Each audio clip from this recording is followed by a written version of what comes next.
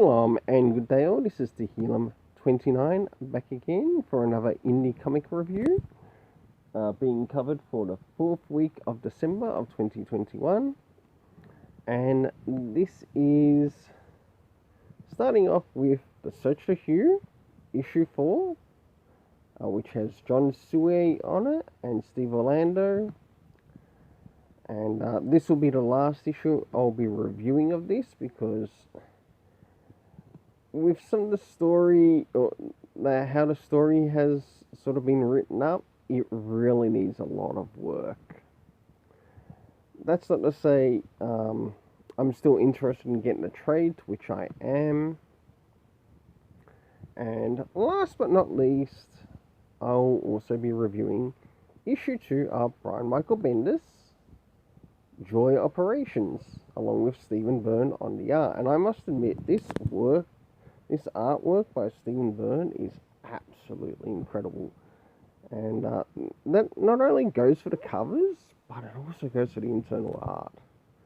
So, time to make a start on the first comic that I'll be reviewing, and that'll be Search for Hugh, issue 4.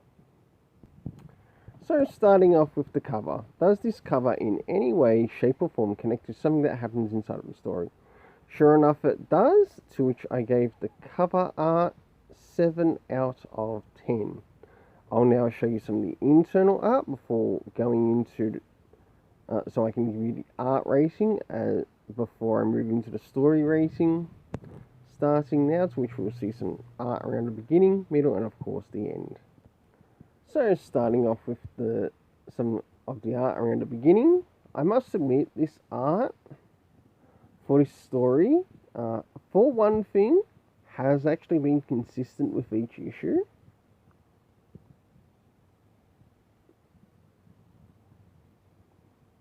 And of course we've got the main character there, Aaron C, along with someone he knows by the name of MK.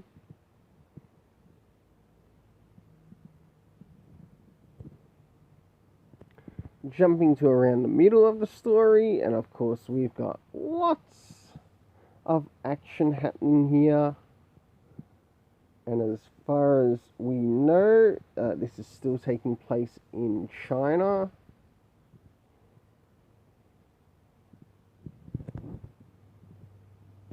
And last but not least, some of the art towards the end. For the internal art, I gave it a 7 out of 10. Now it's time to move on to the story rating. And seeing that this story wasn't as good as the last issue, how did it go in regards to the story rating? Starting off with comic references. Did we get any comic references which might be important to the story? Even if it's like issue 1, 2, or 3, like the previous issues. No, we didn't, but has it slightly improved in this story? We'll soon find out when we reach the rating. Moving into the next area, time. Do we get an indication of when some of these events take place, like even time of day? No, we don't. Though it would not hurt to include it in the story. The location, at the beginning of the book, even though you didn't get to see the very first page, it takes place in San Gabriel, California, which is an area which Aaron C. actually lives with him and his parents before one of his parents carked it. And it wouldn't have hurt to include, say, a comic book reference in relation to the funeral. It would actually help bring up the rating in this story. And of course, the next place is in China. I do apologize if I get this location wrong. I think the place's name was called Dalian, China. It wasn't very clear on how it was actually written up, or it wasn't highlighted like in a real good way, to which the reader could understand it. And I think that's something that could be fixed up. The cast of characters consisting of Aaron, MK, his aunt Leah, and last but not least, Ezra. Seeing that I'm going to be dropping it at this issue, I'm surprised to say that compared to the last issue, this issue did raise the story rating up to 7 out of 10. I think I gave the last one a 6.5 out of 10. I'm going to have to double check that. But now it's time to move on to Joy Operations. So here we are with Brian Michael Bendis' Joy Operation. Do remember that this is also connected to his Jinx World storytelling. And I must admit, I think a lot of his indie work is way better than a lot of his mainstream. And that's just in personal experience. I can understand why some people enjoy his DC such as, his mainstream such as his DC or Marvel, and that's fine. For myself, I came not to liking his DC, and including some of his Marvel, which I came across. No, I am going to try to give some of his other Marvel a bit of a chance. Who knows, maybe I might actually find something in there that I personally enjoy. It doesn't mean I will enjoy it, but I might actually come to find something I personally enjoy. And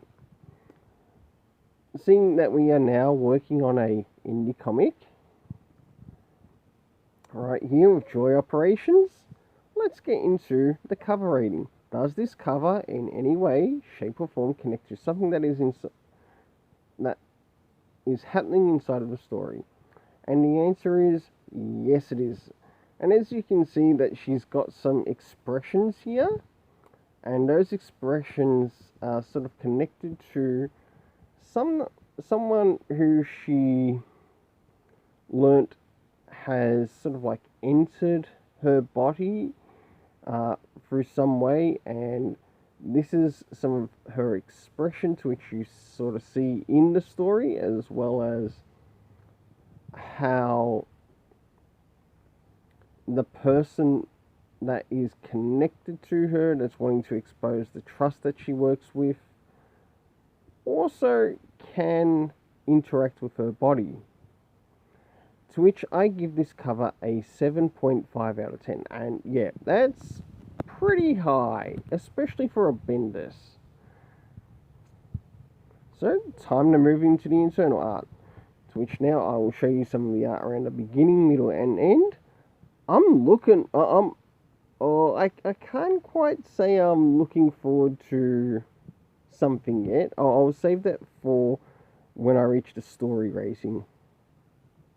So jumping the first things first, this is actually connected to Joy's boss and some of the people that she's in communication with, and we're starting to see some of the backhanded work to which this character is involved in, and also who some of the people that she's in communication with and who she actually knows in her own personal business.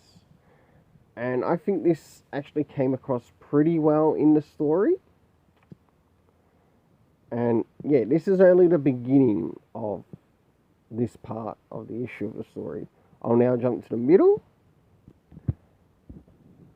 Alright, as we jump to the middle, we return to seeing Joy once again. But in this, I got the impression that this is Joy's home. And even though only so much was said about this, we still get the interactions between her and Hampton, which is really quite interesting. And she's still sort of trying to, in some essence, sort of like throw the reset button on just to get him out of her system.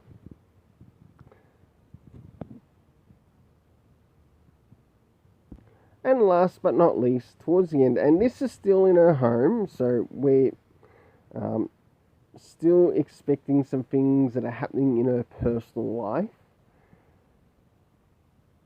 outside of her job. And as we can see here, her home has been invaded by this, whatever this strange species is. And I'm wondering, because of some stories, how this is connected with maybe, for example, the trusts that are being shown in this story so far.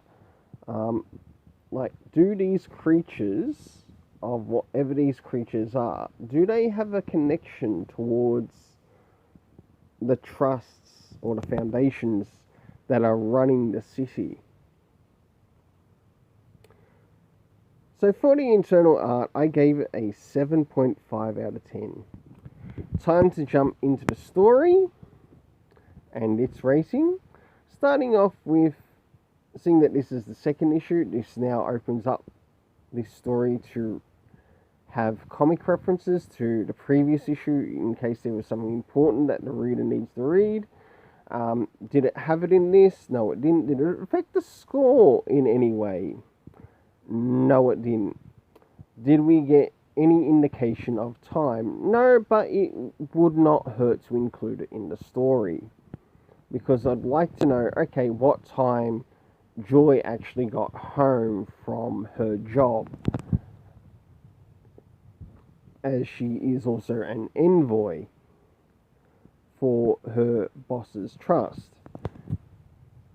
And not only that, it would also give an idea as to how many hours a day Joy actually works. Is she a person who works 8 hours a day, 12 hours a day, maybe even 18 hours a day? That's just a rough guess. Where does she get sleep, or where does she get time to rest in between all of her jobs that she has to get done? Hopefully these will be laid out in upcoming issues, and it would be really nice to see it included.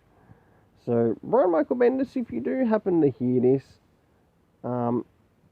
please remember to bring these things into this comic, because at the moment I'm presently enjoying what I am reading right now.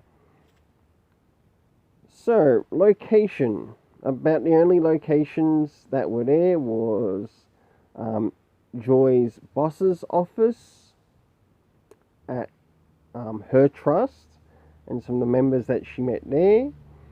And last but not least, Joy's home. The cast of characters consisting of Catherine, Ronaldo, Tommy, Tom, Tilo. Of course, there's the character of Joy herself.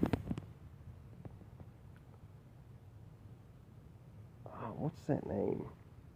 I think it's Lukey or Newbie, something like that. And last but not least, Hampton, who has also shown that he can take control over Joy, including her movements. Not so much her thoughts, but definitely her movements. And we're starting to learn a little bit more about his character and how he's also able to influence Joy in this story. So overall, I gave this story a 7.5 out of 10. Well, until then, let's keep it colourful and have yourself an awesome day.